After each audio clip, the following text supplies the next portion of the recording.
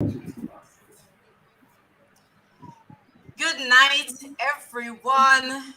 Good night, and welcome to 15 Questions at the Georgetown Tea House.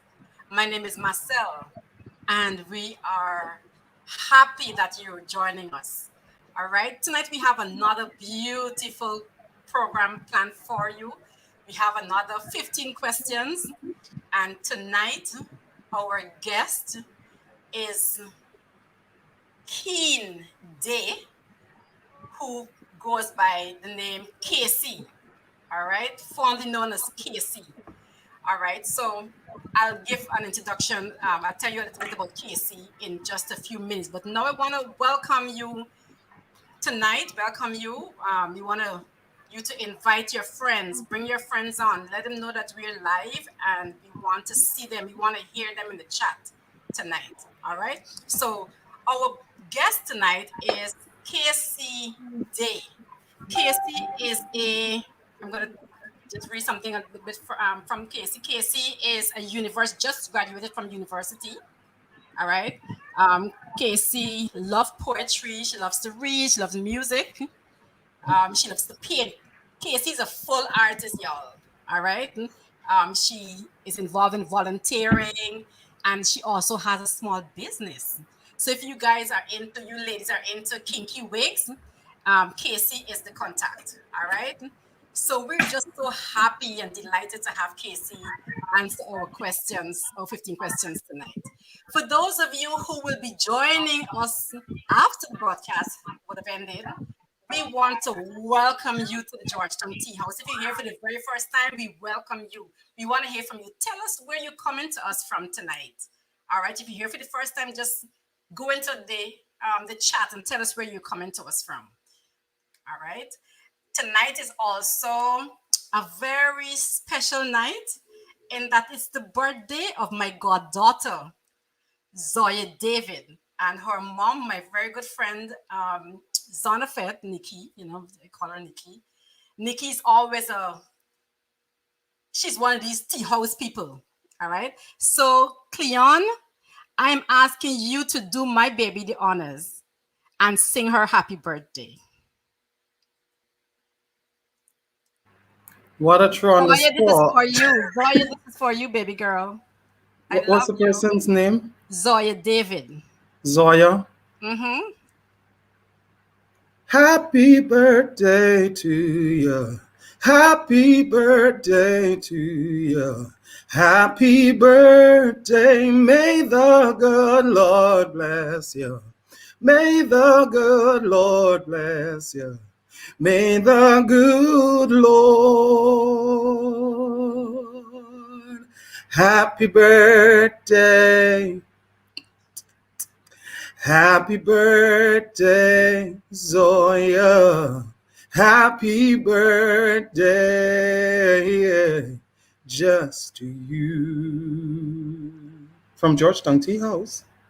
Oh, beautiful, beautiful, beautiful, beautiful. I just want to shout at some people in the chat. Some people are coming to us from Huntsville, Alabama. My boy Trevor. Trevor, so good to always see you in the chat. Listen, I am a girl that has a lot of children, all right? I have this big daughter from Madison Square Garden, Eurasia Perry. So she's on right now, really having a good time in the chat already. And my sister Audrey and Alicia Kerr and Tracy and Candy Love, Abigail Waldron, all these beautiful people that are joining us. Purpose driven and Vendela, girl, you always there. You got us, man. And we're happy to see you week after week. Tonight, you're tuned in to the Georgetown Tea House. If you're here for the first time, go ahead and like the Georgetown Tea House page. We also have a YouTube link. Let's Talk Caribbean. And if you're there on YouTube, please give us a shout out and don't forget to like and subscribe. All right. And don't forget, like Cleon would say, click on the notification bell so that you're notified every time we go live. All right. So, welcome everybody. It's Monday. And I'm not only here alone. I have these guys with me, these handsome gentlemen. Last week you saw Randy for the first time. Then we got Tyrone, and we got the charming Cleon. I missed you last week. Anyway, guys, go ahead and tell us how your weekend was. Cleon, I'm starting with you because you weren't here last week and we missed you. Cheers to those who are joining the Georgetown Tea House this evening. As Marcel rightly said, my name is Cleon. My week was not too bad. I had an AGM at work, and that said to me, I don't need to go in today, Monday, which is my day off, take my time and rest. And so I had a relaxing day ready for these 15 questions that we'll be having great dialogue about. Share, tell a friend, Georgetown Tea House is on. Beautiful. Tyrone? Hi, good evening, everyone. It's a pleasure to be back here again on another Monday evening of Georgetown Tea House. 15 questions. I had a very exciting weekend. A lot of things that I've gotten done, gotten over with, and just keep moving on. So I had a wonderful weekend, and I'm ready for this evening's conversation. And I know it will be exciting. It will be, definitely. Oh yes, and I am Randy again. So happy to be here again. My weekend as usual was quiet. Spent with my family, church family, and immediate family at home. Not much excited. I'm on vacation, basically from work, from school. I'm a teacher by profession. I am also doing part-time at the Sarasota College of Education, so I still have a few students I'm working with. They had me busy a little bit on Sunday and even today because they're working with some deadline. But other than that, I am here and so excited to be a part of this program again, Marcel. So thank you guys for having me. Cleon, you still have it. You still have it.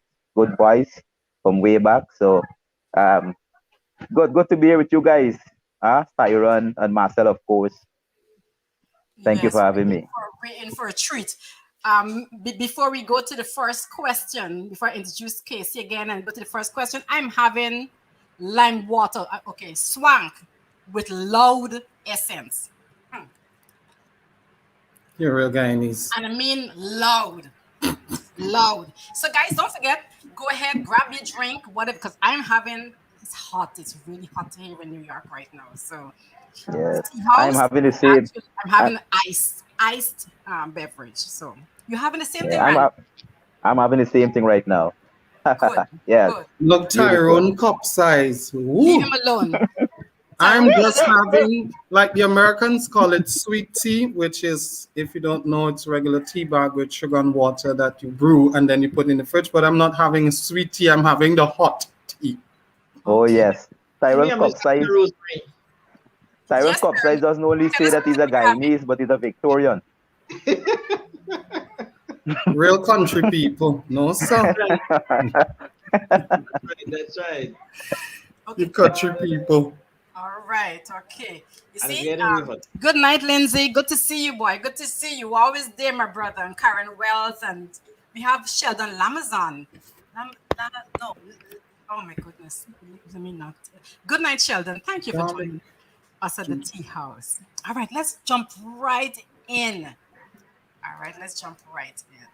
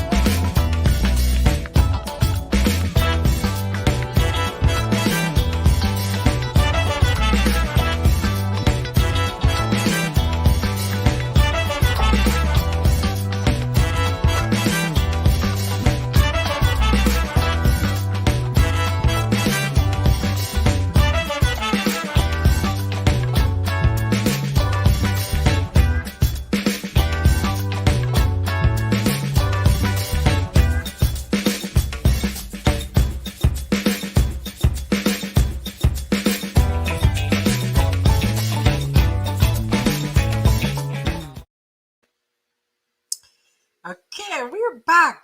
And if you're here for the first time, I can't help but welcome you. All right, so sit back, relax, grab something to drink, and join the conversation. Let's go. Question one. So, welcome to 15 Questions. My name is Marcel, and with me today is Kean Dey, who we fondly call Casey. All right. Thank you for agreeing to answer our 15 questions, Casey. No problem, Marcel. Happy to. Okay, great. So we're going to move right into our first question. Is it appropriate for a Christian woman to use words such as sexy and sassy to describe themselves? Okay, Marcel, when it comes to that question, those two words, I actually have a problem with one word, but not the other one. When it comes to sassy, I understand the meaning to be somebody, a woman who is lively, she's upbeat, she's fun. However, when it comes to sexy, I think that you're placing all emphasis on your body. And as a Christian woman, the essence should really be of your character, your personality, certain attitudes that you have. Because now you're just placing everything for people to look at.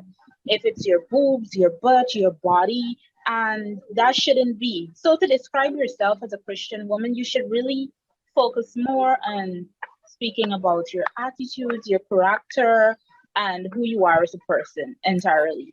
Okay, thank you for that. All right, moving on. Sexy and sassy. Who is jumping in?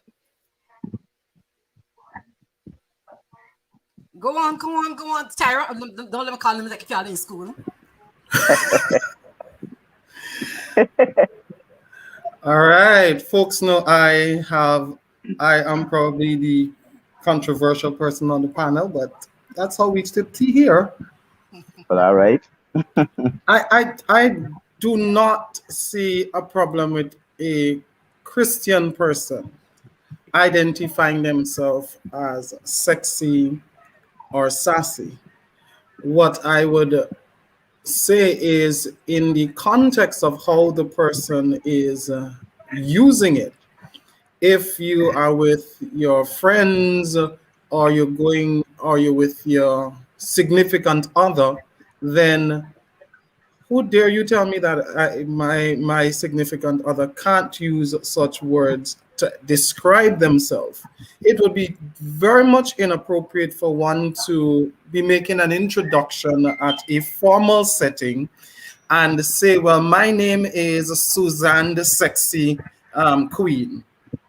Not appropriate in terms of context for where you're at, but within the confines of your friends and your significant other, your husband, sweet girl, use it because somebody else might tell him that. All right, all right. Moving on, moving on. Tyra, let me hear you. Let me hear it. Let's get some more thoughts in here. Lorlin is asking where the women are to speak for themselves. Lorlin, I want to tell you right now, give me your piece in the chat. I'm going to put it out. I want to agree with a little. However, the way I'm hearing it being used, that I have a problem with when it's used for children. When persons address children, 7-year and 8-year-old as being sex, I have a problem with that. Okay. However, when it comes to young adults and teenagers and so on, let's say young adult, I don't see a problem in it, especially as Christians. God made you that way. Right. God has blessed you with whatever it is, the figure, the shape, however it is, even if it looks like 1 or 8, God has blessed you with it. And therefore it should be be to the honor and glory of God. I think what Casey is saying, when it attracts attention too much to self, right, then you're going overboard. Sexy and sassy, go right ahead. Make my day. And Okay. Marcel, if I can add quickly, and Yes. to me, sexy and sassy doesn't only speak to one's figure and shape. Yeah. It, Right. I mean, it entails your character, your personality. Like, I can see you have a sexy personality. It's about Hmm. appeal. You understand what I'm saying? Right. And Right. Kristen, maybe of the past, not now. Sex and sexiness and those kind of words were somewhat deemed um as bad words, and you dare not utter them. But those are the things that we need to address and call it by name and say what it is. You know what I'm saying? So that people can identify and know, right? So sexiness, it encompasses a whole lot, right? Not just your body and the way you look and a big boobs and a butt and whatever, but your personality, the confidence you bring as an individual. You understand? So much of sexiness. So I don't see a problem with somebody identifying themselves as being sassy and sexy. You understand what I'm saying? Yeah, that's my piece in it. But Right. Marcel, if I may ask a question, would sexy be appropriate if you dress for church?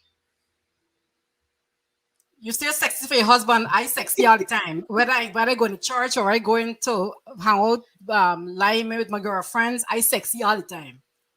And I And you agree close, with you, Marcel, because yes, because you have got to keep the attention of whoever you are involved with, or you're engaged to, or you are married to, whatever you want to call it. Right. My thing is, like one person rightly said in the chat, it could become across as a means of self-confidence. Yes. You don't know how that person is channeling that inner energy Right. through the way that they carry themselves. Might become across as a bit Over the a top. bit forward at times, but again, it has to do with the context and how we're saying. And like my friend rightly said, it's definitely a no-no for persons to be describing children of a certain age as sexy. That's borderline in pedophilia. All right, full-fledged pedophilia Yes. Yes. yes, is and nastiness. yes, and just to add to what Tyrone is saying, or to answer his question, basically, a woman doesn't have to wear a revealing outfit or to be Mm-hmm. sexy. No, She it's how can it be fit. very Even how modest the thing and fit. and Yes. and fully, exactly, and fully covered, and she look real sexy in it. You know what I'm saying? You don't have Yes. to have all of it. So, like I said, with like what you guys would have alluded to, the context and what appeals to you. Definitely. All right. So it's 15 questions we have to get to. So, guys, continue to log on, continue to share the link with your friends. We're on YouTube as well at Let's Talk Caribbean. So go ahead and like the broadcast, share the broadcast. Now we got 40 more questions to go. So we want to hear from you as well. So thank you so much for the comments so far, and keep them coming. All right. So on we go to question 2. What, in your view, are the pros and cons of engaging in sex before marriage? Okay, so as it relates to premarital sex, as a Christian, the cons to that would be firstly that you are committing a sin. Also, I have heard so much about soul ties, and I would like to believe that it's true. Where when if you engage in sex, it may be premarital sex actually. The thing is, you're not sure that you will be marrying that person. Okay. So what could happen is that soul ties could be created. You could be basically creating a bond with someone who in some way or the other is not good for you, which will affect your life. The pros to that, I don't think as a Christian that many Christians would believe that there are any pros to having premarital sex. But I think that the pros to that is that you're able to know if you're sexually compatible with someone else. The truth is, I don't think that everybody is sexually compatible. And in marriage, I think that sexual pleasure is important. So yeah, one of the pros would be that you're able to know if you're sexually compatible with someone. Okay. Okay, good evening, and you're at the tea house, and this is 15 questions at the Georgetown. Good evening, my name is Anansi, and I'm your co-host along with Marcel. All right, that was a sticky one there, just now, gentlemen. Yes, sir. The pros and Oh cons yes. of sex before marriage. I will go to Brother Monfort first. So. What's your take on this big question? We're gonna discuss it on and off as we go through this evening. The pros. Okay, I'll give one pro for me. It's immediate gratification. So it's short-lived. But the con is that it's a pleasure that causes tremendous pain in the long run. All right, It's a hold that. pleasure. Make your notes about the pain aspect of it, and we will be discussing. We'll be going into that. Cleon, what's your take? Like Aaron said, my take would have to be it is short-lived enjoyment, and the con of it would be long-lasting trauma, Hmm? depending on who you went with, Okay, whether it was safe or unsafe, right. because a condom doesn't protect anybody. They say it themselves. Okay, your So to take, that, Randy. I mean, I tend to agree with the gentleman. Yes, of course, they are short-lived um, experiences, pleasurable experiences, and they're definitely long-term, painful experiences that you can Mhm. get from engaging in premarital sex and so on. So, Right. yes, yes, I agree with the gentleman with what they would have said. So that's my take on it too. But of course, there are a lot of explanations, and I guess we will get into that as we go along. No, definitely. I'm really curious to hear you guys break it down. We move on with our guests. Before I allow us to listen to Kean again, please remember to like, share the broadcast. As my co-host Marcel would say, please tell a friend. Don't be stingy with your viewing.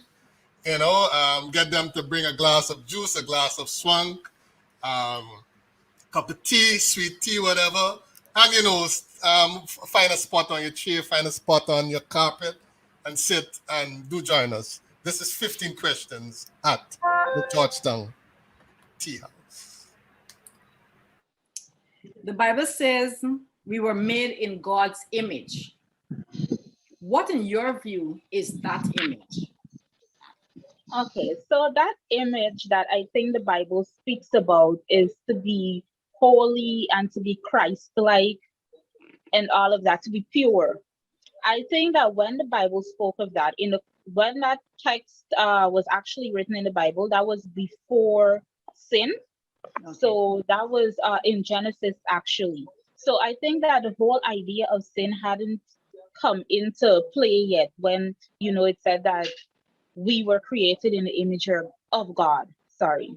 Yeah, so I think that sin actually changes that whole narrative as it relates to us being created in the image of God. However, that does not mean that we cannot still be Christ, like we cannot still be pure and all of that. We can. Okay. Moving on. Is there a woman or any character in the Bible that you would model your life after? Yes, Mary. Mary, Mother of God. And I say this because I think that people have never really thought about Mary as being a role model, however, she is. The thing is, God chose her to give birth to Jesus Christ, Jesus who would save us from all of our sins and all of that. And also, I think that because Mary, at the time, Mary was with Joseph. Mary was a virgin. Mary had never engaged in premarital sex and all of these things. So you see, it would have been difficult for you to just go to a man that you're with. You've never had sex and say, "Oh, you know what? I'm with child." So that takes some amount of strength that I think Mary has. So yeah, I see Mary as a role model for me. All right. Cleon, Yeah. gotta drop this one on you. Okay. Your daughter, your teenage daughter, you guys are having a question about role models and people that they want to emulate. And she says to you, well, it's either Michelle Obama or Beyonce. Now, I'm sure that if she says Michelle Obama or Beyonce, you kind of get a picture in either end as to where she, what she wants to do. All right, what kind of impact she wants to make on the world. If your daughter says that, Mary, the Virgin Mary is her role model, what do you really grasp from that as a father? Two things: that I have done my job, firstly, and secondly, she's following what she has been cultured to understand, and further to embrace that which is her religious persuasion. Mm-hmm. Okay. Tyrone, your take? As for me, what I've gathered from that is that she wants to carry in her a name of somebody of such great magnitude that it to be a reflection of who Christ is. Because Mary carried the baby Jesus. And so maybe in her mind, she wants to be that person who will figuratively carry Christ wherever Okay. she goes. Okay. Randy, listening to Tyrone, it's a case where, all right, tell me what's your take on Tyrone's response. Um, to be associated with Mary in the Bible, um, one sees her position as one being a privilege of having given birth to Jesus Christ. You know, to be associated with the Savior of the world. I think I get where Tyrone is coming from, right? And the fact that she would have chosen a Bible character to want to pattern her life after.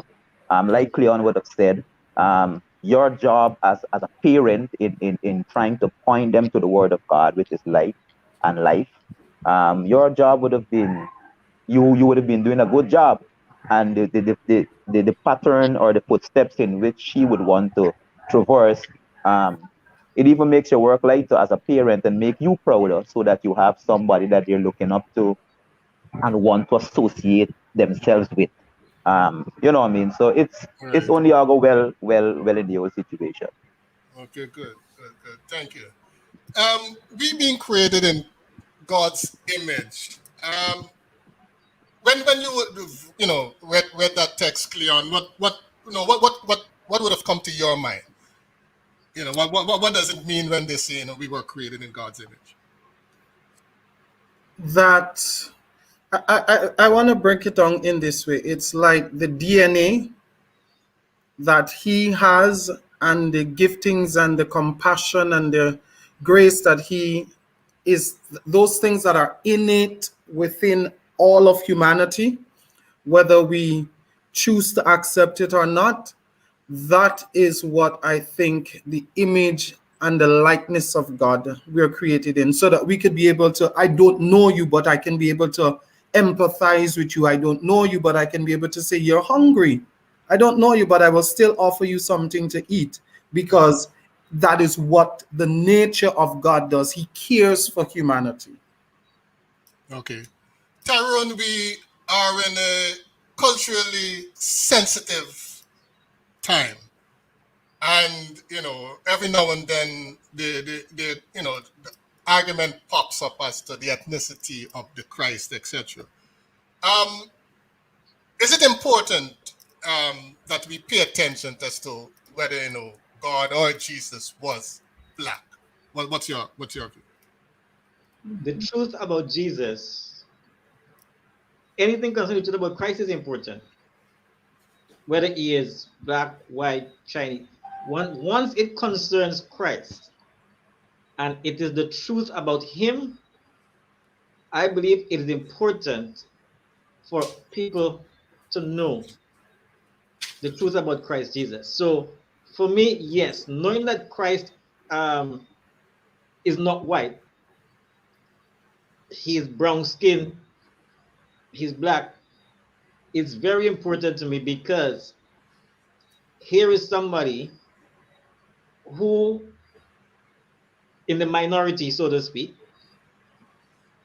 came, took me upon himself, and he died for me on the cross. So once it relates to Christ, where he is born is important. When he is born is important. His ethnicity is important because they all make up the person of who Christ is. And I believe that's why it's important to me. Okay. Randy, you want to add to that before we move on? Um, Do you unlike that, think it's important for us to even, that does it really matter, I usually say it really doesn't. For me, I don't argue the point on whether he is black or white. If you follow history and you look at the geographical location and the lineage in which he came and all of those things, one will know. But that's not the important thing to me. So much. I usually tell people the fact that he is God and he's alive and he's well and he's not just um here to save the white man or the black man or the Chinese man or the Indian man, whatever you may be, is for all humanity. And the fact that he is God, that's what's important to me, right? Sometimes our um the level of racism and wanting to elevate one's race will tend to put that on the front burner, and people make that an issue. And sometimes we miss the true essence of who he is by focusing on his ethnicity and all of these things. So the fact that Christ is alive and well, right? And if you really put study into it, if one would have looked down the road and would have searched the scripture properly and history, this issue of being black and being white is really not an issue. But I can understand where Tyrone is coming from, because to be identified, being from a race or ethnicity that is often subjected to what I mean, racial discrimination and all of these things. One, it helps to boost one up to know that I'm from that lineage and all of these things. You know what I mean? But in the essence, it really doesn't matter to me whether he's black or white. What matters, he's God and he's God all by himself. All right. Thank you, Randy. You're watching 15 Questions at the Georgetown Tea House, and our guest this evening is Miss Kean Dey. When the young ladies of your generation get together, what are 4 topics of discussion? And I was asking you not to be shy. No, I'm gonna be honest about this question. So let me tell you, at the top of that list, it would be boys' relationships. It's always about trying to figure out how things are gonna work out with this person, or maybe you like this person. However, I have been blessed with some awesome friends, God-fearing young women.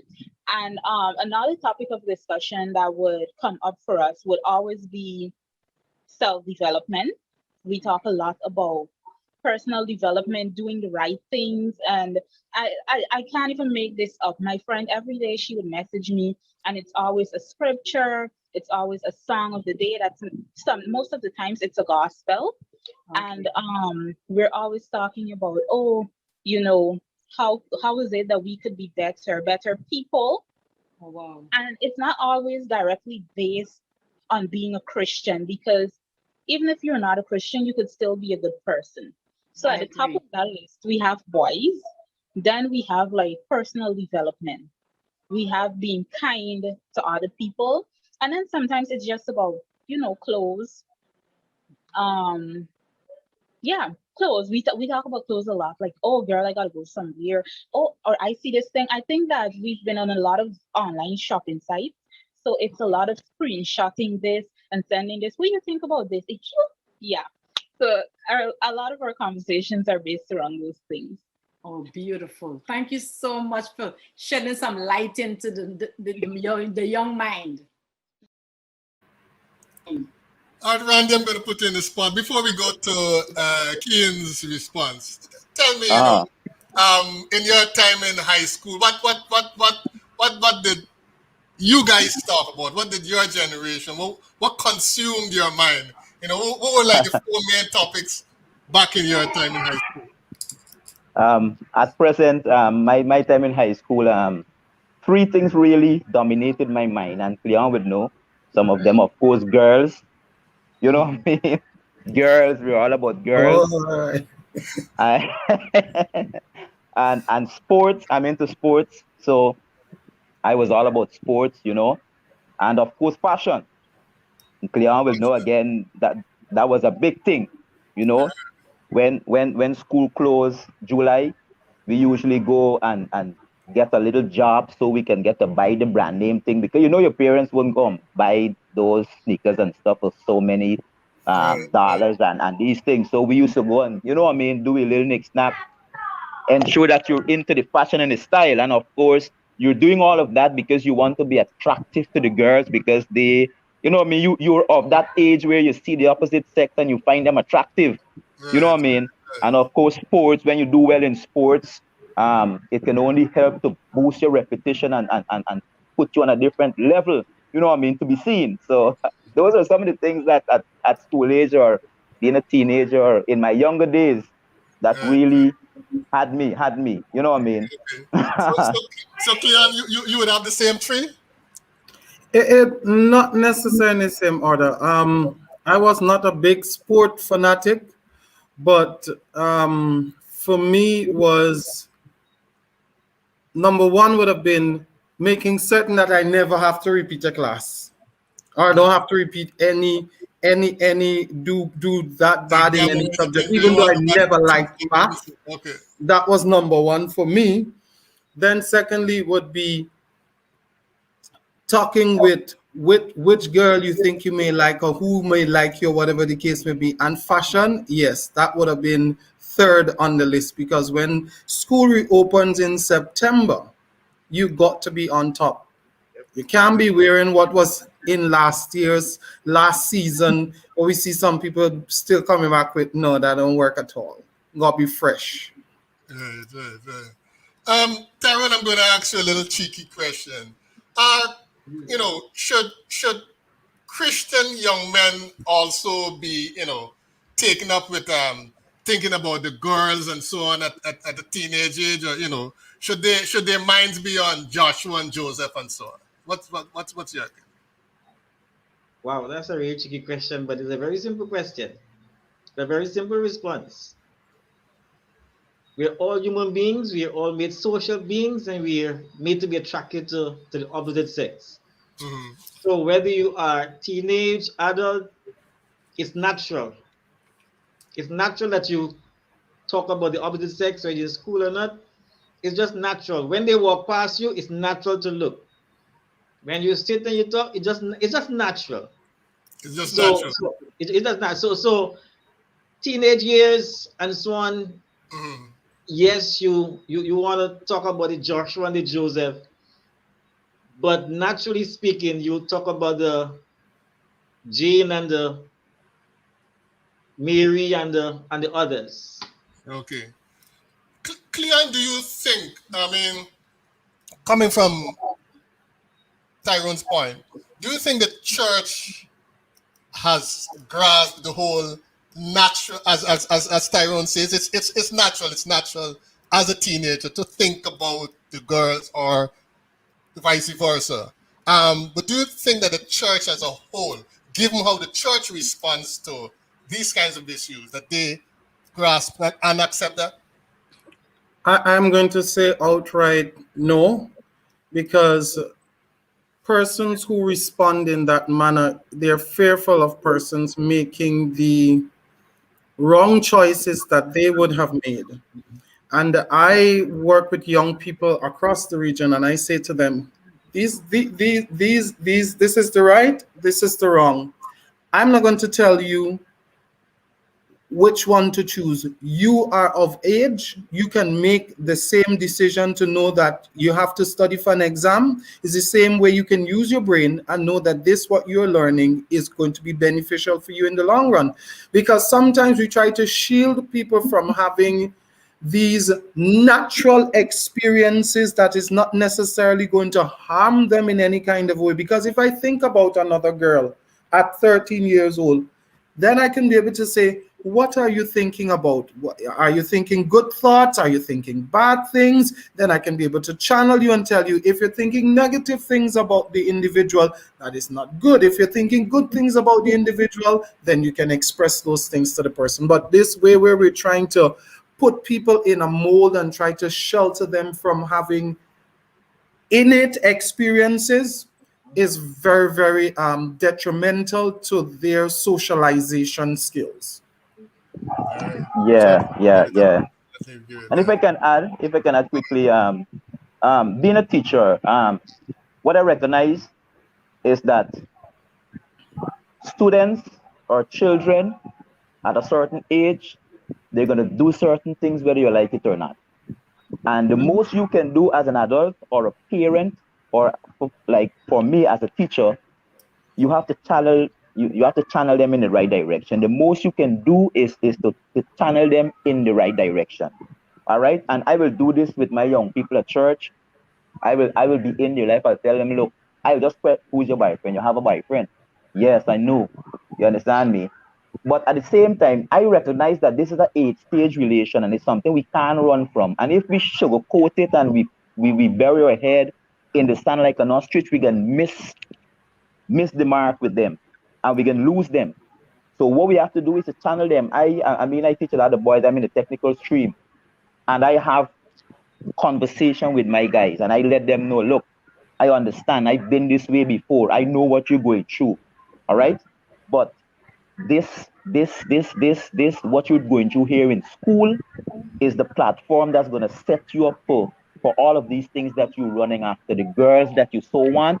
If you don't ensure you get these couple subjects that will transcend you to a career that you can adequately take care of yourself of girls, sooner or later these same girls that you're running about when you become a nobody, they wouldn't want you, so you're losing out. You know, I will share things that I would have been through in my life, things that person would have said to me. All right. And so the bottom line is we can't run from it, but our children and the young people, whether in the church or at school or whoever come under the span of our control, they just need channeling in the right direction. We can't run from it. They're going to do certain things if they're not properly taught and guided. So that's the most we can do. Right. If I just a second, the thing is, I want to go further, Randy, in saying that sometimes as adults we make children feel that having sexual emotions is It's unnatural. bad. It's Yeah, bad. yeah, Let me yeah, tell young yeah. people that it's natural for you to feel like having sex. That's natural. But the thing is how you channel that emotion and how you control it. So you have to team up Definitely. to self-manage that type of emotion, that you can use it in the right way and you can control Definitely. it. Okay. Thank you, gentlemen. You're watching 15 Questions at the Georgetown Tea House, and our guest this evening is Miss Kean Dey. What's the most amount of hours you will spend shopping at any time, and what were you shopping for? Oh, wow. Clothes. Every single time. Clothes. From since I was young in high school, it would have always been that you left to go on the road in the morning. And afternoon, you're still on the road. You got to eat lunch on the road because you're out all day. You're shopping. And I thought like maybe I would have changed when I became older.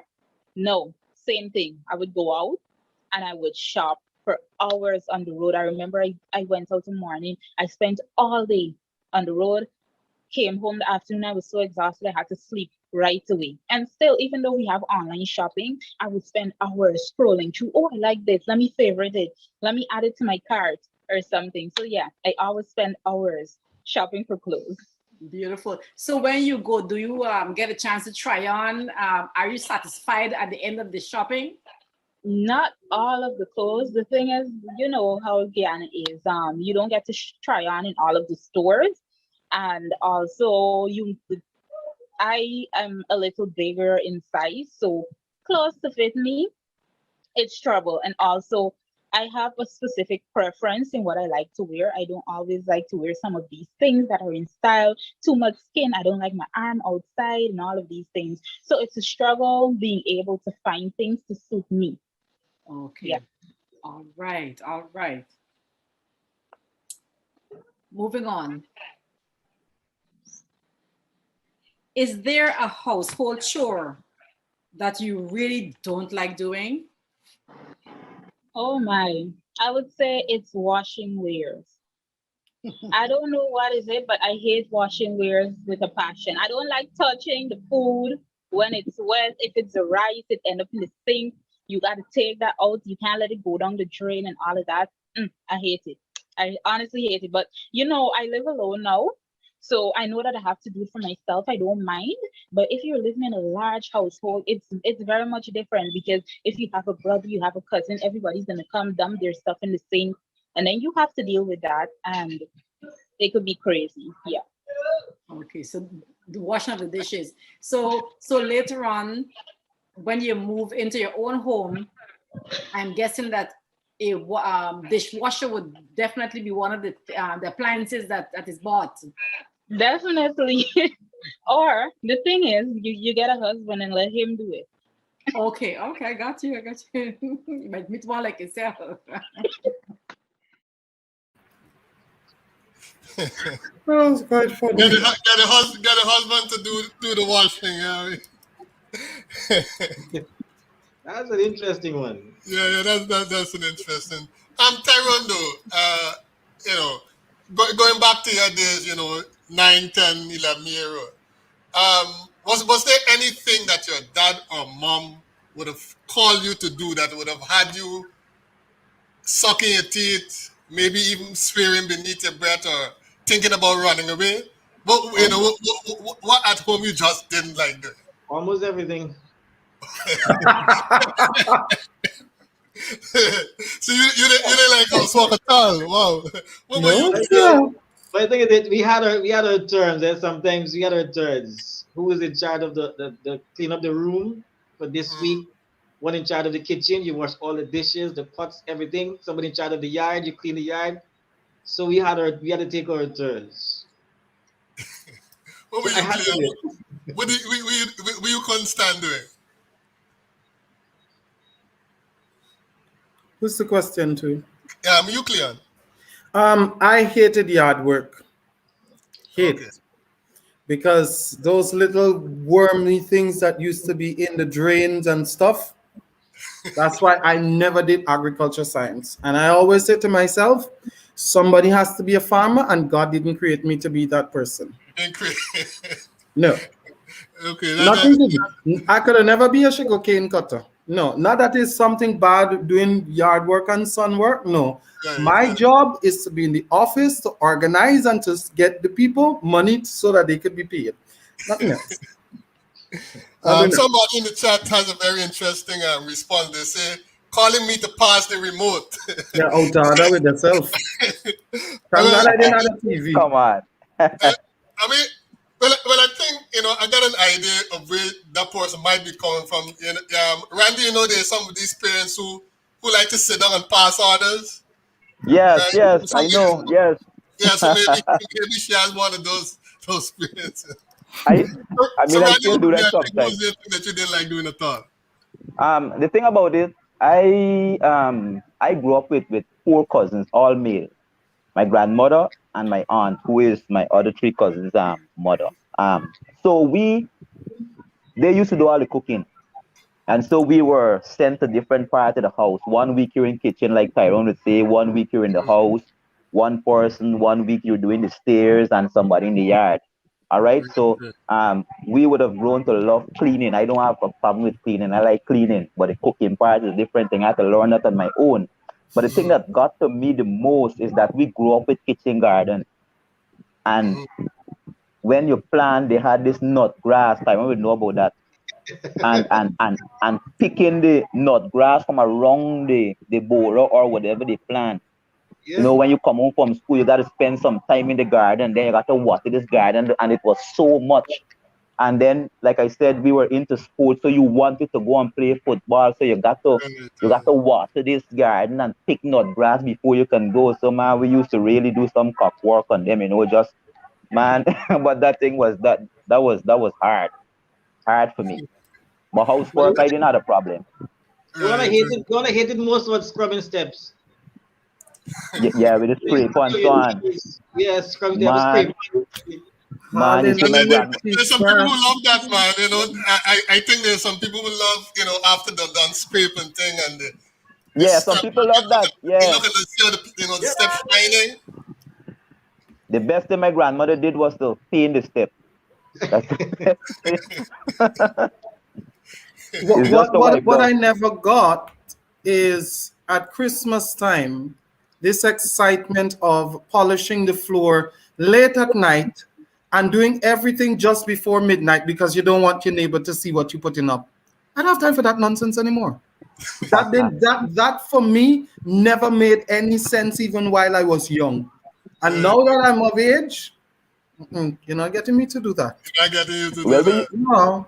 we used to wake up to that, Cleon. That's something that I had no idea of.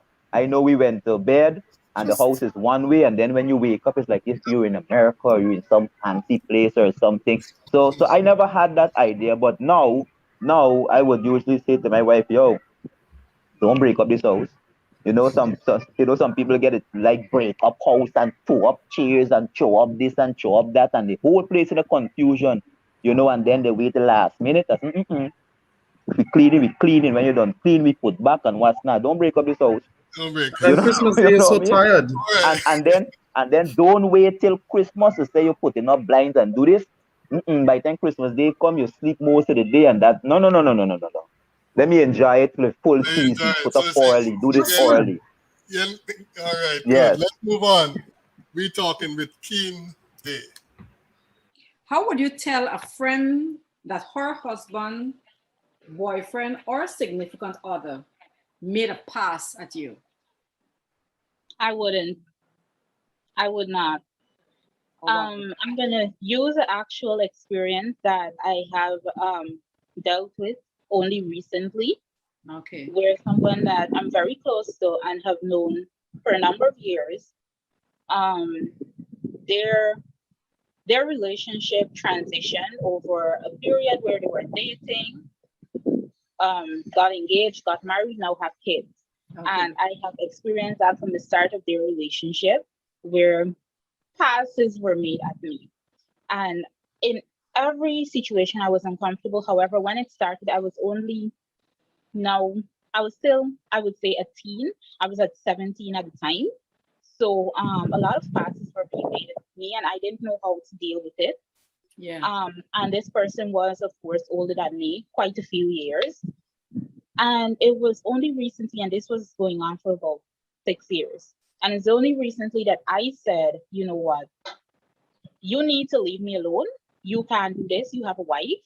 And I explained all of these things. I said, if you don't stop, what I'm going to do is I'm going to tell everybody. I'm not going to tell her alone, but I'm going to tell everybody. And you're going to be embarrassed. And since then, I haven't experienced the same thing. But I wouldn't tell her, because the thing is, when you're in such situations, you risk potentially damaging that relationship, and also that person not believing you. As much as you're going to love your friend or whoever, and they're going to love you, also at the same time, accepting something like that, accepting that truth is not going to be easy.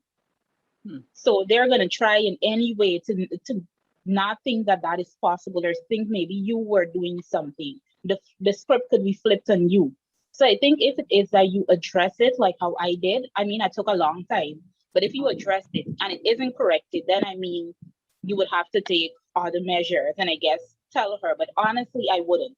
That wouldn't be my first option. Okay. Well, you explained it. Well, you explained your reason. I don't even have to ask because you so adequately explained your view, how you saw it. Can you recall the feeling of falling in love for the first time? Oh Lord. Falling in love for the first time. I guess I don't exactly remember the exact time that it happened, but how you know that you fall in love with someone or whatever is when you have this feeling that you always want to see this person, you always want to be with this person, and things like that. Yeah, it's this feeling of euphoria. You're always happy, you're shining, you're gleaming. People are going to say, "Oh, you're glowing, girl. What's going on? You're glowing." Yeah. Okay.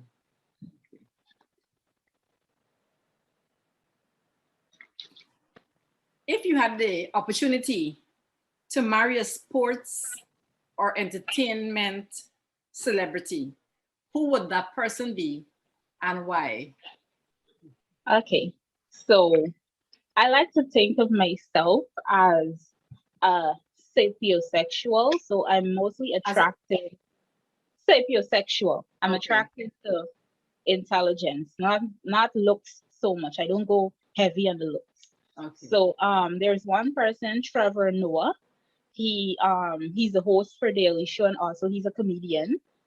But Trevor is quite intelligent. He wrote a book and I loved it that I had to read it again immediately.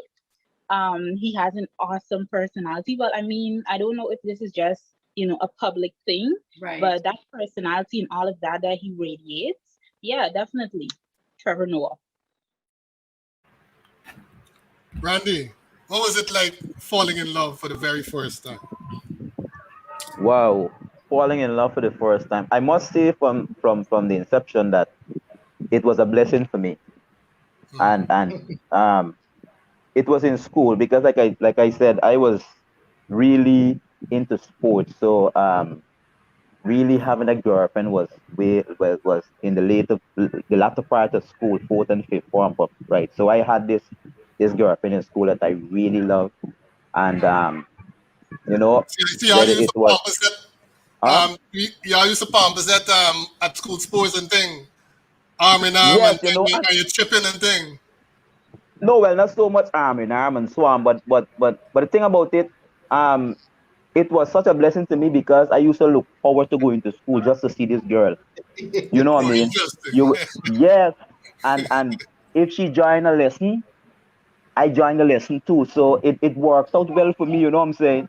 And then so I never miss school just because of this young lady. I'm early because when we get to school, you'll get a little time together, your little smack and thing and so on, and we were in same class and so on. So you know what I mean? It was like real puppy love story, but it was in a good way because like I said, like we mentioned earlier, we had an awesome headmaster by the name of Moses Elias, and as much as he recognized all that we would have said before in terms of stage relation, he used to encourage you to get a girlfriend.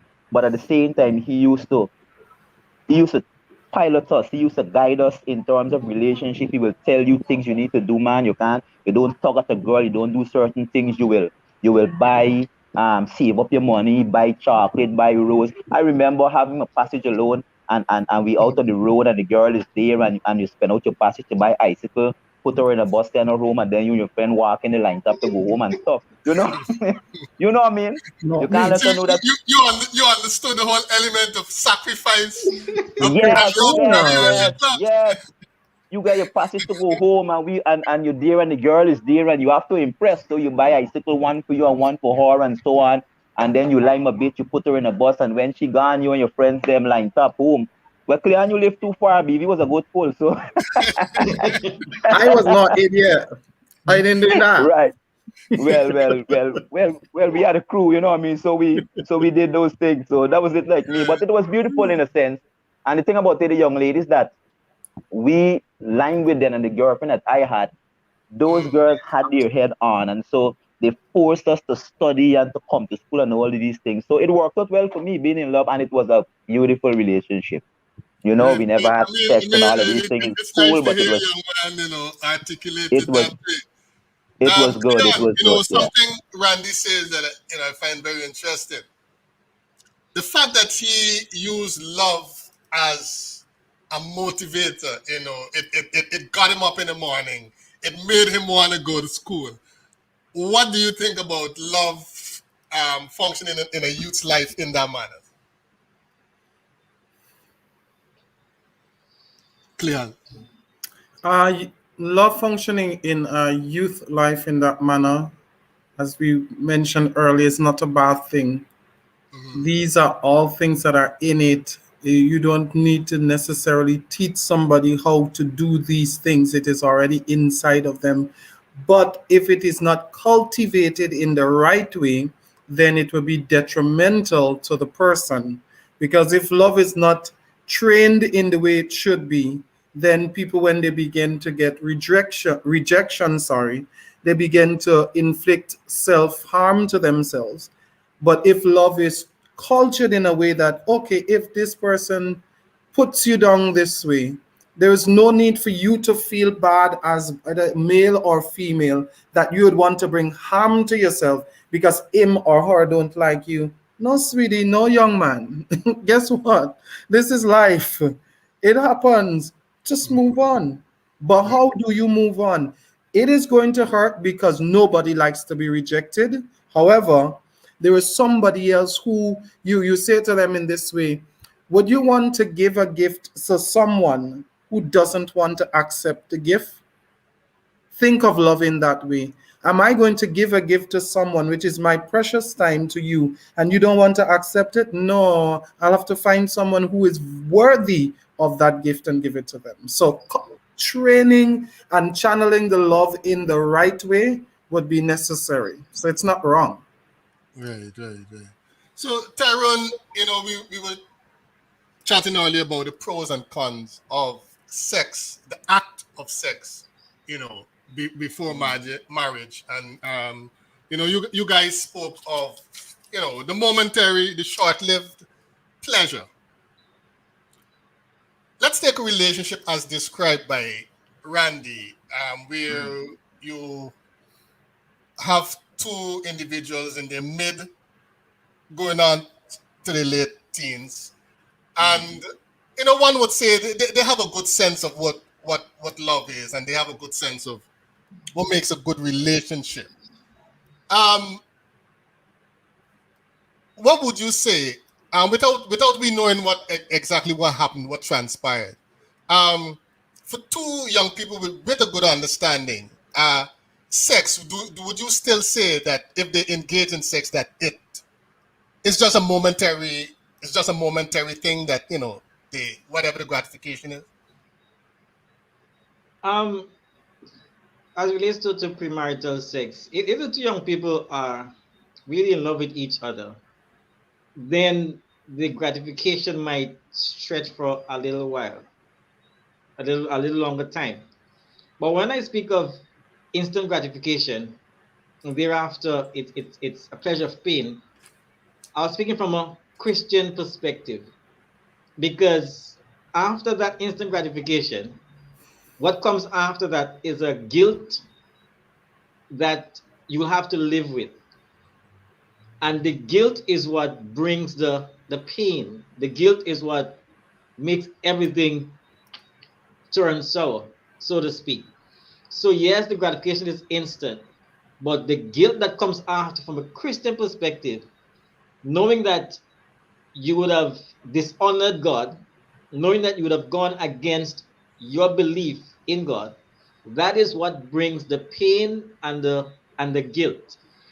But generally speaking, for those maybe for those persons who are outside of this the Christian principles, so to speak, for them it may be a means of connection because sex is more than just physical. It's a connection. You're connecting emotion. You're connecting spiritually. You're connecting physically. And what happens thereafter is when the breakup comes. If the two people cannot make it together, that is when the pain gets real serious, and it hurts so badly that sometimes it has to take professional help for the person to get back on stream. But from a Christian perspective, the instant gratification immediately after, the guilt comes. And not every human being, not every one of us can deal with guilt in a way that is very healthy. For some people, they go back into their own share, they withdraw. For others, they just try to forget it and just keep moving on. Okay. Question, Randy. Based on some of what Tyrone would have said, do you think that had you not been within the church, growing up as a Christian, would guilt be a factor with that act, or do you think it would have been the same? Really and truly, guilt would not have been a would not have been a factor because I mean I am not in the church, and sex at that time for me would have been pleasurable. You know what I mean? Um, let's be real. From a man's perspective, from a man's from a man's perspective, sex is always pleasurable. Sex is what is foremost in our minds most time. Any young man, you know, Okay, that's how we. just That, one quick pause there, Randy. You you mhm. you you lay the emphasis on from the male perspective. Yeah, I'm coming to the Why the female emphasis? just now. Hmm. Why the emphasis? Yeah, because in most cases the female ends up hurting the most. All right. A young There's so many things from premarital sex. One, um, like our guest would have alluded to earlier, when you're in a relationship and you start having sex, it this does not signal that this will lead to marriage. All right. It does not mean that it will lead to marriage. So for a woman to give herself to a man at before marriage, she can very well find herself having multiple partners before she actually gets married. I had a girlfriend once. Man, we being real here. I had a girlfriend once, and during the courtship period and so on, we talking and sex come up. We talk about sex. So I started finding out about the past, and I said, man, how many partners you had before? And he tell me five, and now she said five, like if five is a small number. You know what I mean? so It's so I just one mean hand. five.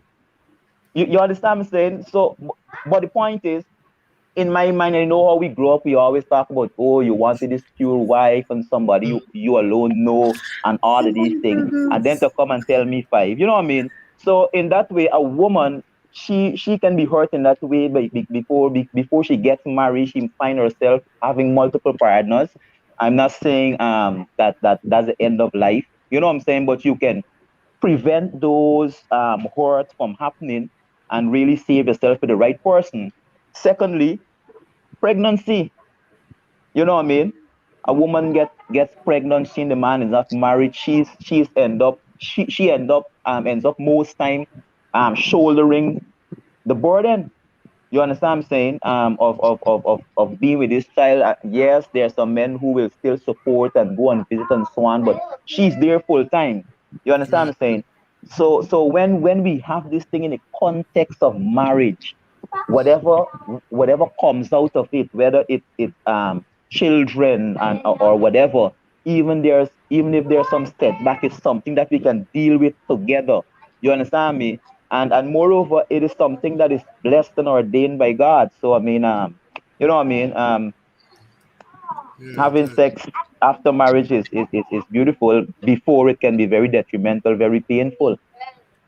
Very painful. Cleon, I'm trying to get get into the whole.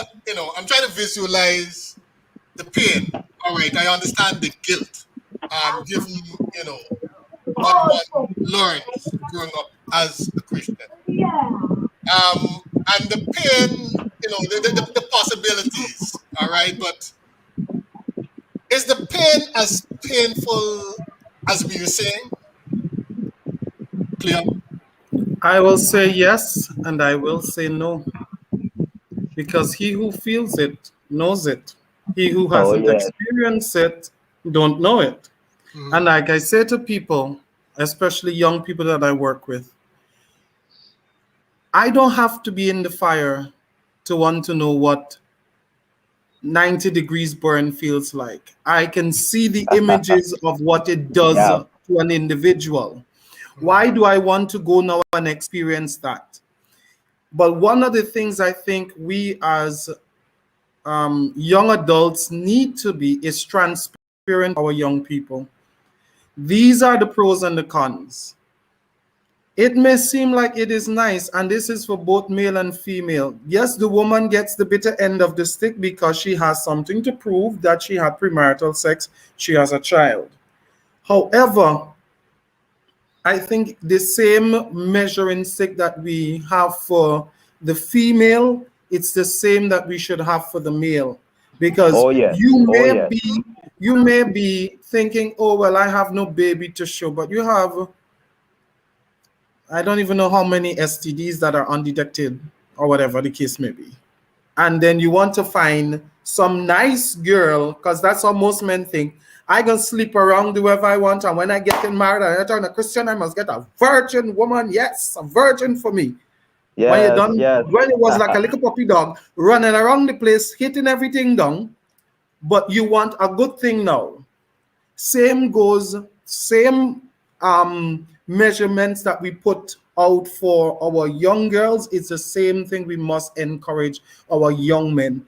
You keep yourself, keep your piggy in your pants, you keep your foot shut. Both of y'all, when the time comes that you could be able to have the marinating of in the bed together, and it's going to be beautiful.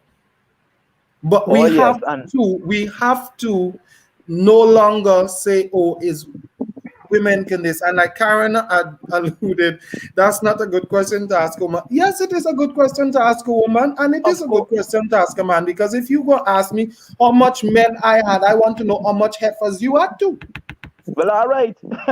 Cleon, and you're so right. You're so right. Quickly, I I am not making an excuse for a man. Yes, men also have a responsibility. The same level and measure we expect from our women, we must able to present to them. You understand And what I'm Randy, saying? that's If because society has told us those right, false narratives. right, exactly. You know what I mean? So I agree with you, but I still some because of society and societal values, even though um we are thinking now divergently and we're seeing things differently now, right? Like how we reasoning here. A lot of people don't see that way. And by extension, a lot of women indeed still end up being hurt because some men just do things and don't look back. But men are not exempted from keeping themselves pure and presenting the best them to a woman. You understand what I'm saying? Good, good. But yeah, we need to be cognizant of that. All Very right. good point, Cleon. Watching 15 questions at the Georgetown Tea House, and our guest in the hot seat this evening is Kean Dey. What, in your view, is an okay age or time period for a girl child to begin wearing makeup and high heels? Okay, so I have a different answer for that question for both of the elements when it comes to makeup and when it comes to heels. I started wearing heels when I was about 10. It wasn't anything high, it was just something little. So I feel that whenever you think that that child is comfortable, whenever they show an interest in wearing heels, I mean, not a toddler, not anybody in primary school or stuff, but maybe about 10, when you're now transitioning to high school, yeah, heels is okay. And then there are also pageants. So I think it would be okay to allow them to prepare for that. When it comes to makeup, I started wearing makeup um when I was about out of high school. I was about 16. And that was a personal choice. At the time I didn't see the need for makeup. Um yeah, I mean your face is young at that point. It's fresh. You gotta allow your pores to breathe. So I think like 16 is an okay age to allow them to start wearing makeup. But even then, it shouldn't be heavy makeup. Just something, you put a little powder on your face. It doesn't have to be anything like you spending hours on your face. No. Spend like 5 minutes, put on a little powder, put on a little lip gloss. It doesn't have to be lipstick because again, you're not that mature. Lip gloss, maybe touch up your eyebrows if that is it. Yeah. All right. You just plan to go with the natural look. All right. Mostly, yes. Okay. All right. Given the types of activities and conversation young people of today are involved in, should we parents be afraid? Most definitely. Most definitely. I've had the pleasure of always having candid conversations with my friends. And sometimes we often compare, like, oh, what was it like when you were growing up? Certain things that you would do. And when I've heard what the type of things that they would say, oh, I engaged in or I talked about or whatever, um, I think that as a parent should actually be worried about those things. Using a recent example is one of my friends would tell me that, oh, in primary school, they were talking about things like sex and all of that. And what it led to is them actually engaging in it at primary school. And I was like, at primary school, I didn't know anything about that. Even in high school, it took me some time. It took me until maybe I got to fifth form to actually understand what it really was all about. So yeah, parents should be worried. I think they should try as much as possible to have conversations with their children because if your child is not having conversations with you and they don't feel comfortable talking to you about certain things, they're going to talk to their friends. And more than likely, their friends don't know any better than them. And it's just going to lead them astray, lead both of them astray, actually. So, yeah. Because I was just about to ask you in conversation if your friends or even yourself do have open and frank conversations with like your mom or somebody older aunt or cousin or something who you would go to and talk about things, whether it be sexual or anything that bother you or you want clarity for as a young person. Yeah, actually I got to one of my older cousins. I got to a point where I'm comfortable speaking to her, that I can ask her certain things, tell her certain things. And I'm lucky enough that I have mature friends. And I have to keep mentioning this. I'm very lucky to have them. Mature friends, God-fearing friends. I didn't always have those friends. Before that, I have friends that would tell me about things like sex, and they'd be like, what? What are you talking about? I know nothing about that. So, yeah. Okay.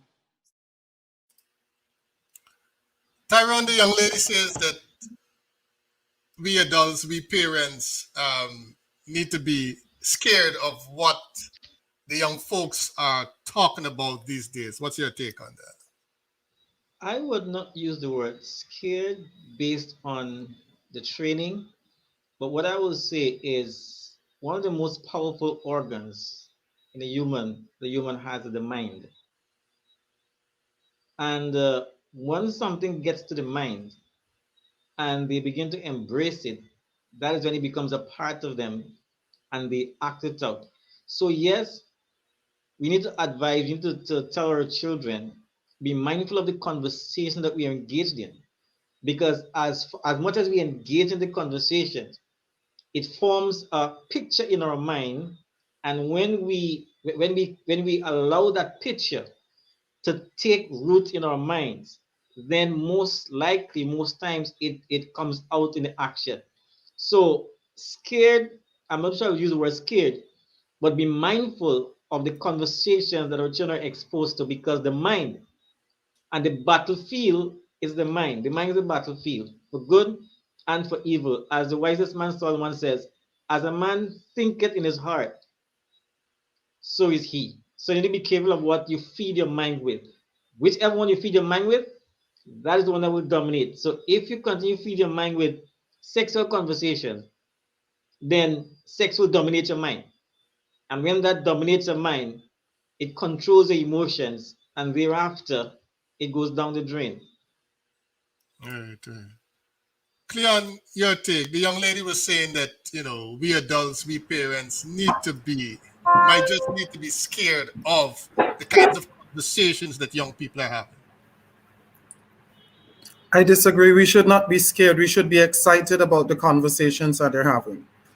I, after traveling extensively, I recognize that a lot of people within the Caribbean, we're cultured to shelter our children and to not let them deal with the harsh reality of what life brings. And sometimes, because we're not willing to deal with the bull by the horn, we allow the bull to run away. And then when we can't find it, we have to now go through all of the mud to get back the bull. When we could have simply had the bull tied and trained to behave like a bull, to eat out the spot, and then you move him to the next area. But we don't want to deal with the reality. We don't want to deal with the reality because we are so not necessarily, in my opinion, trusting God to keep the creation that He would have created, because we want to be in control of what is happening in our children's lives. No, that is not how parenting is going to be effective where that is concerned. Your child has to have his or her experiences. What you are required to do as the individual who is the parent is to train the child, is to have the conversation with the child. Why would you want to not tell your child these things that are happening in the world, but you want somebody else to come and educate your child about what is happening? No, I don't think we should be afraid of having the conversations. We should be embracing the conversations with our children. And when the conversation begins to flourish, you begin to understand how they're thinking. So now I can be able to have a different strategy as to, oh no, this is not how it is supposed to be. But we cannot keep telling ourselves in this generation with technology that is advancing beyond our wildest imagination. You know what? My child will be safe. They won't know anything about sex. Please sip some tea If because that ain't gonna work at all. Great point. You want to add something to that, Randy? Yeah, sure. First and foremost, we need to understand these are some of the issues that our young people are bombarded with every single day of their life, especially now. You understand? And if we as parents um, haven't recognized that as yet, then we are way behind. All right. So as Cleon and Tyrone would have alluded to, training is very important. These are conversations you have to have with your young people. Let me tell you something. Sometimes they wouldn't talk with you, but you better believe they're talking with somebody else. And so as parents, sometimes you need to initiate these conversations. You understand me? To get them. Sometimes our parenting style doesn't allow our children to come and to openly talk to us about some of these things, right? But we need to create that platform, that atmosphere where our children can talk to us about these things, and we can talk to them about it. So training is very important. Being afraid, I don't say as parents we should be afraid, but once you rightfully train them and you guide them in the right way, you also need to be vigilant, right? You need to still look out, because there are those unguarded moments where we have Satan working through the music that they listen to. Tyrone talking about what you feed your mind with, the things that they look at on the phone and the tablets and even on the television, Netflix and all of these things. They have the internet when we're not around, and all of these nudities that are shared to them with their friends and so on.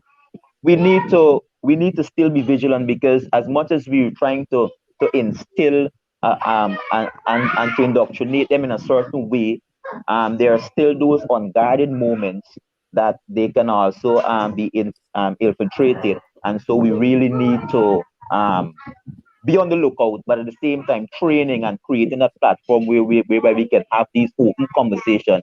Sex and all of these things are not conversation that we should run about. These things are prevalent in society, and as parents, we need to actually instead grab this thing by the horn and start.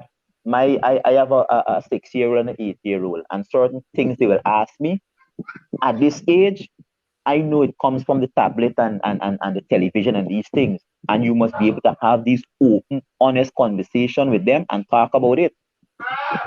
Okay. If I may, Great point, gentlemen. I just Go want to ahead. say something quickly. And one of the most dangerous conversations right now is not sex, or sexual immorality. One of the most dangerous conversations you find, especially in schools, Hmm. is that there is no God. Come on. So they're taking God out of the picture completely. And once God comes out of the picture, then anything now will become truth to them, which will be difficult for them. So that, to me, that's the most dangerous aspect of the conversations that parents should really pray about. Okay. You're watching 15 Questions at the Georgetown Tea House, and we are chatting with Kean Dey. This is a good one. When you talk a friend's name, would you ever let them know you were talking their name? Actually, yeah.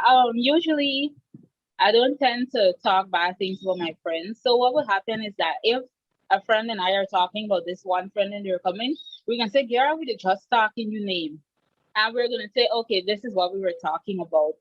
The friends that I keep, my close circle, I don't find any reason to talk anything bad about them. Sometimes I might not approve of their choices or stuff. I might say to the other one, girl, I think we need to talk to her or whatever. And we might just say, you know what? Lessons need to be learned. No matter what you say, somebody's still gonna do what they want to do. But I've never had that instance where I'm in this situation like, oh, girl, you know how she just fricked me and she's really show off. No, never had that. Maybe in high school I did, but Okay, I now was just about to say you had no sweet, no, a little in high sweet, school I little did. sweet gossip, a little sweet talk, man. In high school I did. I did actually have that. Like you would talk about people like, look she here, look she this, look she that. But I mean that now you've matured. There's no reason you should still be having that type of conversation about your friends. Friends, when you call them friends, unless it's somebody that maybe it's a high and by person. Then I'm gonna give you the benefit to say what you want, but not when it's a friend. Beautiful. Thank you for that. KC, in the year 2030, where will she be living and what will she be doing? Okay. I didn't know if I wanted to put this out there just yet, but this year I've always had on my mind that in the next few years I want to move to Rwanda. I want to move back to Africa. I'm very Afrocentric. So I was like, you know what? I want to move back to Africa, preferably Rwanda. It's a very progressive state when it comes to things like women's rights and all of that. I see them advancing very well. So hopefully I see myself in Rwanda, working, doing something that I'm going to be happy doing. I'm not sure what it will be yet, but something that I'm going to be happy doing. Married, preferably. Yeah, that's where I see myself in 2030. Okay. That was nice and juicy. All these sweet, sweet conversation and responses, they were great. I sat back and I was listening all and I was thrilled and enthralled. Um, Thank you guys. You've been so great. I saw the comments coming. You're tuned to 15 questions, and week after week, you've been joining us, and we're so happy. We're so happy. Thank you so much, Casey, for being so wonderful. So Casey, ask Casey about the talk name. If when you talk somebody name if you would actually let them know what you said about them. I mean, I talk people name and I tell them I talk their name. I tell Karen I talk your name or Laura Lynn, I tell that just talking your name or Shayla or one of them, right? So Tyrone, to you, have you ever done it? Yep. I may not have told the person immediately. Maybe a day or 2 days after, or when I realized that he might find out something, say, you know what? Just to save my face. But I did. Just to see your face. Yes, I did.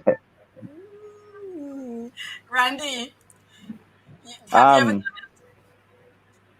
Marcel, over the years, I have grown to be a very straight up person. You know what I mean? yeah. When And you of Scorpio? lately, yeah. And of lately, I find myself putting people on the spot as fun.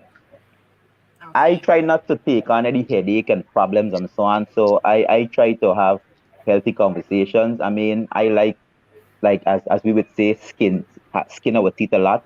I usually like 'em at my friend's barber shop, so we will talk. But in the whole, when we're talking, we talk about family and things that make sense in life.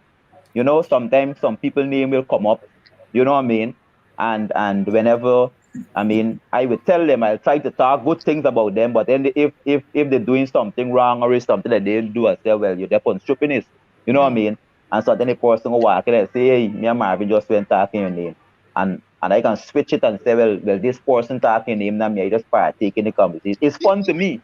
But you know what I mean? It is fun to me. I like putting people on the spot where when they come and I would tell them ladies at church and so on, my good friend Dolores and Wendy and them. I say, yeah, don't tell me a secret. Don't tell me secret, certain secret me know it. You understand me? So No. I mean, yeah, I just tell them straight up. That's certain secret me know it. Don't tell me secret. Don't tell me certain things. I just talk and I just tell it as it is. And I really don't mean anything. I am not somebody who will set out to hurt people. And I've really evolved over the years. I am very straight up, as you would know, and I say it as it is. But like Casey would have alluded to earlier, most of the times it's good things that we will talk about somebody. I Okay. will use them as an example. Maybe they would have had a bad experience, and I will use their experience to make a point to my friend. You understand me? But I know some of the things that they would have told me they wouldn't mind me saying it or whatever. You know what I mean? I try to stay away. And yes, Karen, don't tell me no secret.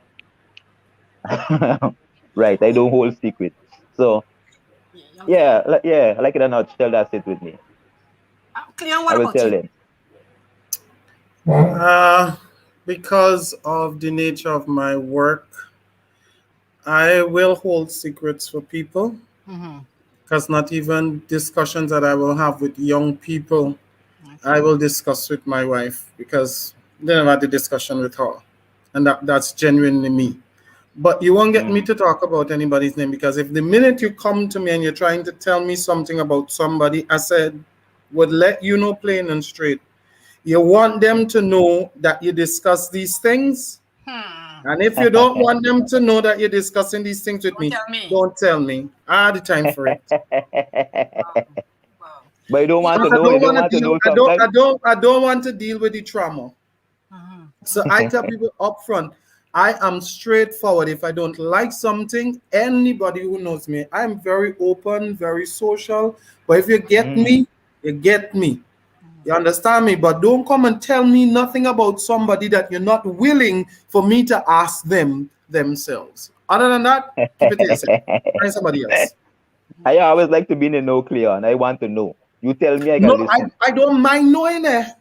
But Okay. if you know you can tell me about Uh-huh. Karen and you don't want Karen to know that you be telling me about her, no sir. I calling Karen one time on the phone while you didn't even know I calling Karen. All right, bro, I got you. You know, I got you. there are those things though. That sometimes have you ever found yourself? I'm going to ask this way. Have you ever found yourself talking to somebody? Yes, I mean you're talking name anyhow, but you want to talk. You plan to talk to a friend about a particular issue, but you're not sure how to get around maybe you know get around the issue. So you talk to somebody else maybe to feel out and get some feedback as to how we're going to really, address this other thing. That's not talking name. That's just finding a solution to deal with the problem. Because remember, you never discuss the individual's name. You can paint an assertion in your mind. I wonder if it's Susan she talking about. You don't know.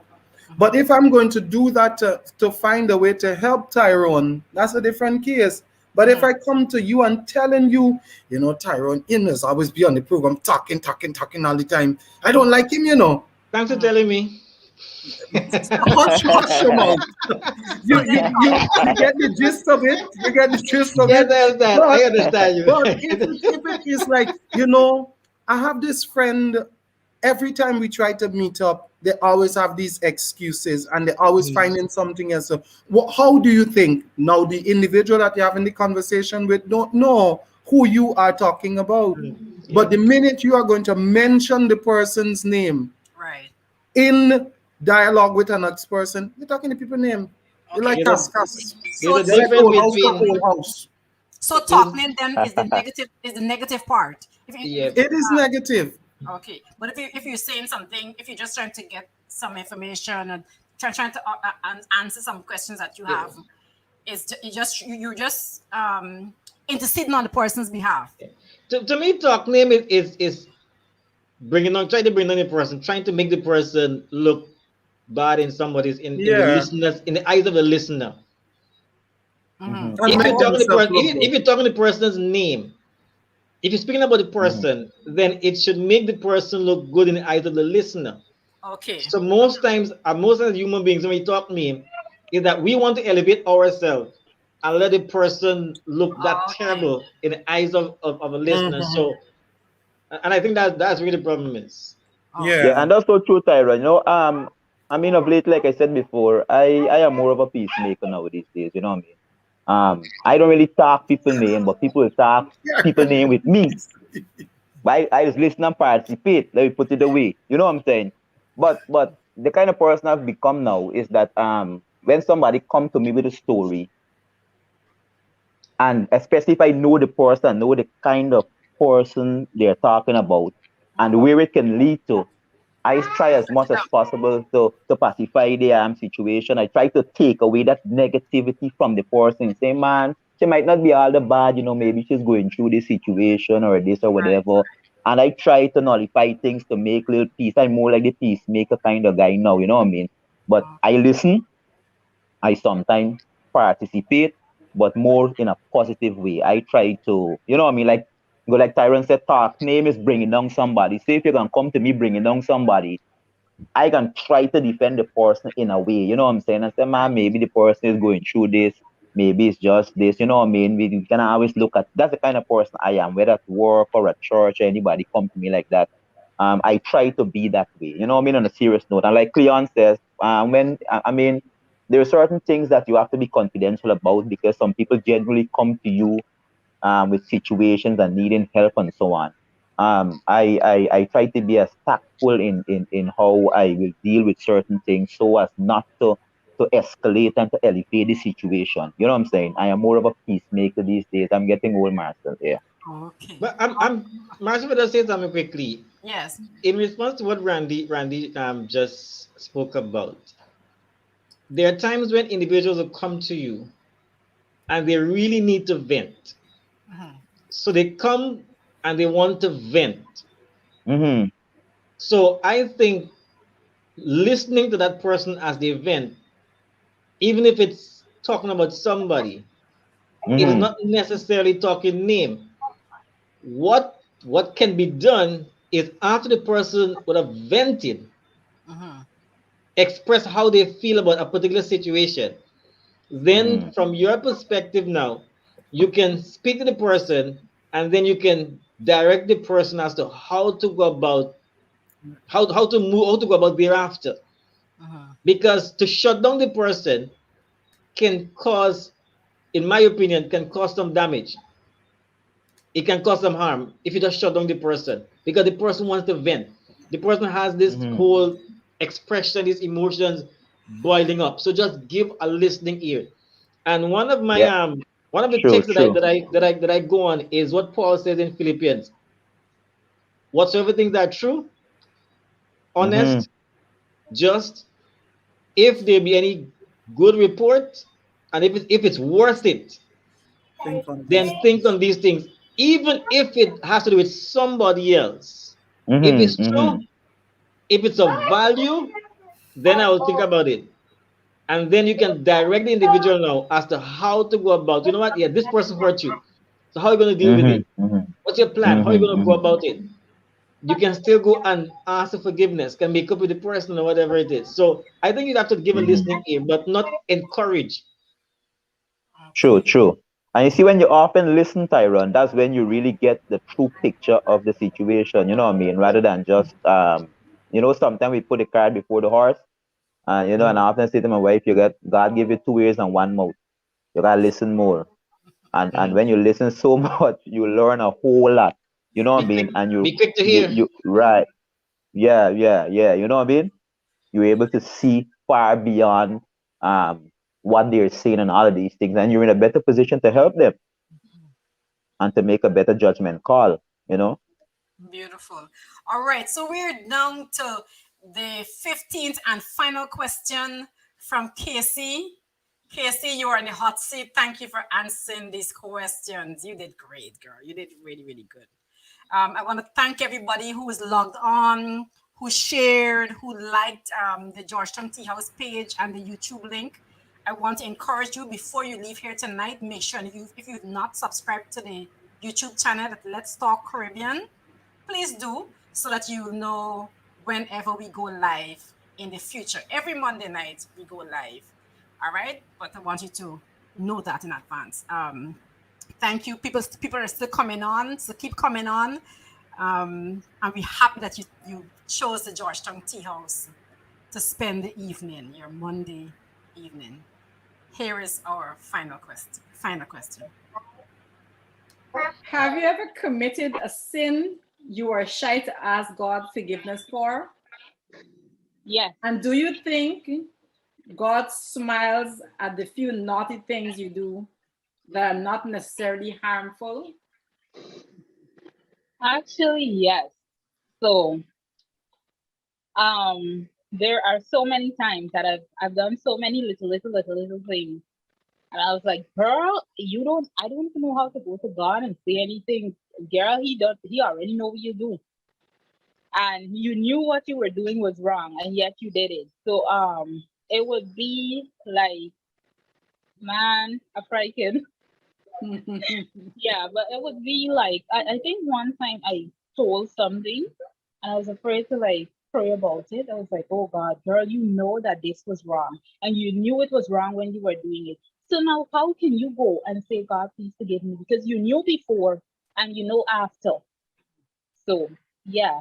And also, I think that there are a few little naughty things that you might have done that God might have just smiled and like stealing chicken out the pot. I don't think that that's necessarily bad, you know? You're small, the food cooking, the food smells nice, you gotta eat it anyway. So yeah. The little things. Okay. Casey, it was so wonderful chatting with you. Trust me. These 15 questions, you answered them so clear. With so much purpose. Thank you so much. Thank you Thank so very you. much. It was wonderful. It was truly wonderful. Thank you. This was awesome. I really enjoyed the questions. Yeah. Those the little things, Cleon, are going to you first. Huh. What have you?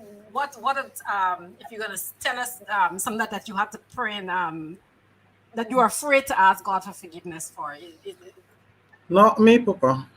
I've never been the person who would have been afraid to talk to God about anything because I have always been, before I became a Christian, I said, oh, well, if He created us according to what people are saying, I guess my sense of reasoning is weird sometimes, and He knows all things, then we're going to talk to Him about that for? Mhm, Him don't know. mhm, However,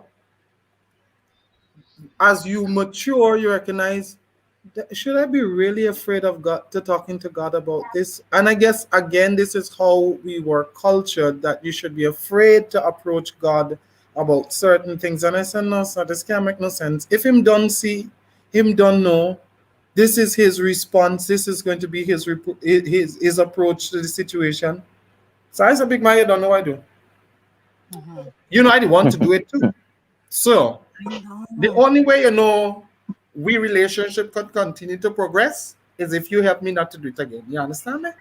Okay, but Well, Tyrone, no, no. we've been told that don't be afraid to go and ask God for forgiveness and the kind of thing. But like Cleon just said, when you know, especially those things that we do that they're premeditated, right? We know, right, that we were going to do it, and we know that it's not right, right? How can we honestly just go? I mean, it's like if it sometimes it's like to me, I feel as if it's like if you're disrespectful, like if you're bold faced, it's like, what's your take? I was just saying this before it began. I remember I heard Cleon, and I remember a friend of mine said there's a guy who prays every morning, and his prayer is basically three words: God, you know already. That's four. So that's God, you know already. Having said that, the thing is it is the enemy, the devil, who wants us to believe that God will never hear us. That, and then again, I remember when I came here to St. Lucia, I met a young lady, and she said she stopped praying. I said, "Why do you stop praying?" Because she kept hearing from the pulpit, if you regard iniquity in your heart, God will not hear you. Right. But when I show her the text and what follows, David says, "But you heard my prayer." Yeah. And she said she had never heard that side of the text before, because all preachers used to tell her, because you regard iniquity in your heart, God will not hear you. And when I showed her what the text really said, what David said after, she began praying again. So the thing is how we are cultured, and our relationship with God will determine if we are afraid to ask God or not. And I heard one preacher saying this: David, David the king, spoke to God about everything concerning his life except his sexual desires. Really? I know that's what I heard the preacher said. He spoke to God about everything else. You mean because of what he did with the woman? I guess it's because of, I guess maybe as the preacher would say, that's it. Maybe that was his weakness. I don't know. But I'm just repeating what the preacher said to make a point, that the thing that we are afraid to talk to God about is what we should really talk to God about. What our weakness is. God knows our weakness. He's like the loving father who's waiting for us to say, you know what? I'm not able to do this again. I can't do it on my own. I just need you to do it for me. And the point that Casey made about the little things, I think for me, there's no little sin and big. Yeah, there's little sin and big sin when it comes to God, but God is serious about sin and going. Doesn't matter how little it may seem. But I believe one thing, God may be laughing at me a lot, and that was years ago, because I stopped worrying. A long time ago, I stopped worrying about anything. God saying to me, "Son, why are you worrying?" Sometimes I'll be thinking about something, and then next 5 minutes, God just show up. And I'm saying, God has a very good sense of humor. God may be sitting back and say, "Why is this young man worrying?" I told him not to worry, and he's still going about the place worrying. But that was years ago. Yeah, And I'm still a warrior. I worry about everything, and I mean, and nothing is in your hand, nothing is in your control, and still you worry. Yes. exactly, as one guy said to me, himself and God cannot be watchman at the same time. And since God doesn't sleep, he's going to take his rest. He's not worrying about anything else. Beautiful. So I think our relationship with God will determine how we go to God. And we know that even if we sin willfully, that Yeah. we cannot go with a presumptuous attitude. We cannot go as if we have the right to be forgiven, and God has to forgive us. That Right. is our God-given right. I think that is where the heart and the relationship with God comes in. Okay. All right, Randy, wanted to add anything? Anybody else want to add anything as we wrap up? Yes, I like the part, and I like the statement what Tyron made when he said the things that we are afraid to talk to God about is the thing that we should be praying. In Saturday, last Sabbath at church, when I came to ask a question, have you ever planned to sin? You know, and those are the things we don't talk to God about because we plan to do it. Yes. You understand what I'm saying? We plan to do it. Yes. So Yes. so we want to talk to God about it because we know we can say. So Yes. like we He plan already to spoke do it. as a matter of fact, because we have Exactly. processing in our head all day. Good The like Holy Spirit was David. actually Just doing like it. David did, like what the preacher said, Tyron, David never talked to God about his sexual desire because he planned to he see the man wife and he planned for the man wife. You know what I'm saying? So I mean, but all in all, I have known from a small age that God is omnipresent. God is everywhere. There is nothing that God doesn't know, like Leon would have said. So there is no shame in me. But the easiest thing is when somebody know what you want to. Like if you have a burden or a secret or something you're ashamed of, and you don't know how to tell this person or to break it to them. When we're growing up, you might have done something bad, and you're afraid that your parents find out. But Yeah. when they actually find out, it's such a relief on you because it's a burden on your shoulder, wondering what might be the outcome, what they might do. You know what I mean? But Yes. when you come to the realization that mommy knows, you know what I mean, and instead of beating me, she would have, you know, took me by the side and gave me a nice pet talk, and you feel so good. You know what I Yes. mean? It's the same thing with God. It's the same thing with God. You know what I mean? And as a human being, as a Christian, as an individual, when we sin, I mean, it feels good when we can tell God, God, look, this is my weakness, because we all have weaknesses. And if Right. we're honest with ourselves, and we do introspection and we recognize that, look, I have a weakness, whether it's with sex, I have a weakness, whether it's with whatever. You know what I'm saying? And we generally talk to God about it. After a while, you overcome. You overcome. God gives you the strength because He knows our heart, and that's the point Tyrone was making. When we come to God, don't come presumptuously, you know what I Right. mean, and doing these things presumptuously, but come to God genuinely desiring change and desiring help, and you rest and assured that God will help you. All right. So we've come to the end of our 15 questions for tonight. We went over. But thank you for staying with us. Thank you so much, Cleon. We missed you.